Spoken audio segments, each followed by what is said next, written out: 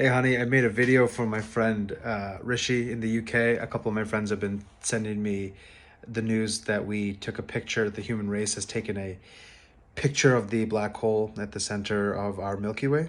And so, which always feels nice. And I just offered like unsolicited knowledge that I've been accruing in my studies of this. So that's what the following video is. Okay? I love you and I love you. Bye. Hey dude, I just wanted to share this bit of news with you about what you're seeing there in case you didn't know, but if you do know, then shut it off.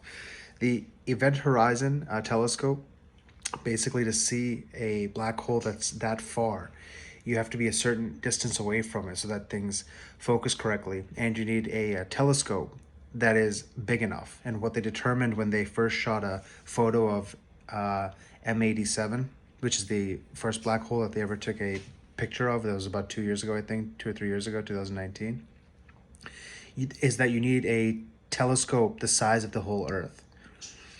Obviously, you can't make that, at least, practically just yet. So they couldn't figure out what to do.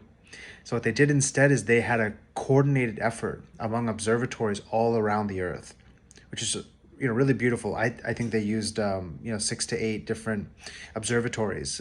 I think there's one in Antarctica, America, Asia, just all over, and all the observatories at the same time would focus on M87, the black hole. M stands for Messier. He's I believe, a French scientist that like documented the sky. So these things are called M87, things like that.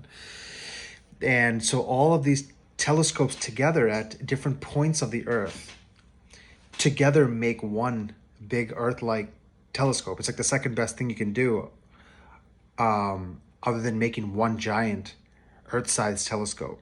And while all of the telescopes took a picture of the same place at the same time in coordination, then all the data was sent back to one location. Then they separated all the scientists into 4 different groups so that there wasn't a bias, to each create a best fit picture of what the image should look like using all the data from all the observatories around the Earth. And all 4 groups were separated so there wasn't any bias, and they each came up with their own image. Then all 4 images were compiled to make the one image that they released as the first picture of the black hole. Now this is the second picture ever of a black hole. The only difference is this is in the center of our galaxy. M87 is very, very, very, very far away.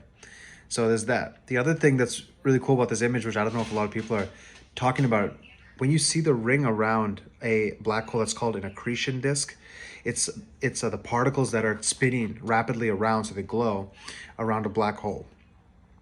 The problem is there's also a section of light on top. That section of light may not be like a ring like this. I'm not sure about this particular picture, but what it is this is the circle and the black hole's in the middle, but the light that's behind the black hole is being warped to look like it's on top like that. That's called gravitational lensing.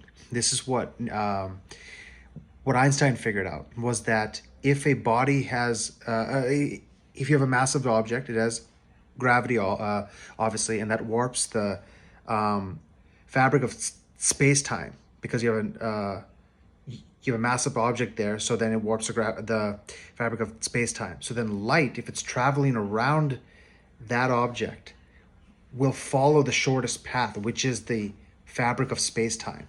So what's happening here is, if you're here watching this massive object and this light behind it, like a star behind it, it's going to dip down in the fabric of space-time and come up and come through.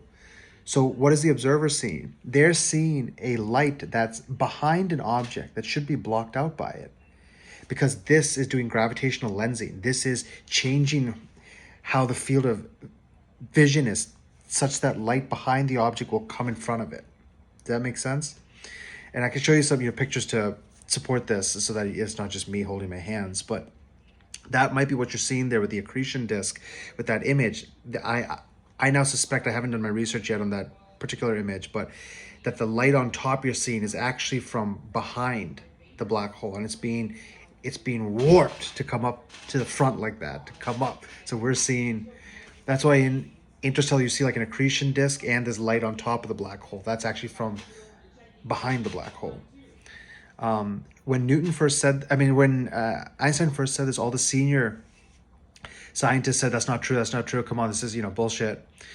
And so then they ran a test. You know what the test was? They said, you know what? We know when the next major solar eclipse is. It's in a few months, like I think it was 6 to 9 months from then. If what you're saying is true, we know that there's a star that is currently at that time behind the sun. If gravitational lensing is true, and the fabric of and space and time are actually one thing called the fabric of space-time, and light can be bent and it takes the shortest path, we should be able to see the star or like the planet that's hiding behind the sun.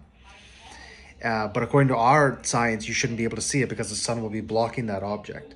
But according to you, light should be going around it like that, and we'll somehow be able to see it. And Einstein goes, okay. And then a couple months later was the solar eclipse, and they saw the object. When the sun was blocked by the moon, they saw this object that should be behind the sun in front, and that proved that Einstein was right, using empirical data. Sorry this is so long, but there's a little bit to give. I mean, if you knew some of this, sorry to. I always feel uncomfortable just saying knowledge, but I mean, giving unsolicited advice. But if you didn't, I hope it made sense. And it's like really exciting when you kind of know what you're looking at and like what it takes to see these things. There's a supermassive black hole likely at the center of every galaxy, and this is the one at the center of ours. So it's a really good thing that it's there. All right, bye. I have a lot more to say, but I'll stop. Bye. I made a 6-minute video and I didn't say the one thing that I actually wanted to say in the whole thing. So they mentioned the Event Horizon Telescope, which is the one it's a conglomerate of several telescopes around the world. They also mentioned the Chandra Observatory, which is a telescope in space that was launched in the 90s. The Chandra Telescope was named after, and I'm going to butcher his name here, so I'm going to get it for you right here. Named after Subramanian Chandrasekhar. And he discovered something while on a boat traveling for his graduate studies from India to Cambridge, England, in the year 1930. When he was only 20 years old, he did some calculations and he discovered something that would later be called the Chandrasekhar limit. So it was named after him, and it's about the limit 1.55 of a white dwarf star, how big it can get. I don't want to go into all the details of that. But he was 20 years old on a boat going for his graduate studies in Cambridge at a Trinity College. And he lived till the ripe old age of, I think, 85 or something. And he got the Nobel Prize when he was 73 in, I think, 1985 or something like that. But and he died in Chicago. So that telescope is named after him, the Chandra X-ray Observatory. That's it. All right. Bye.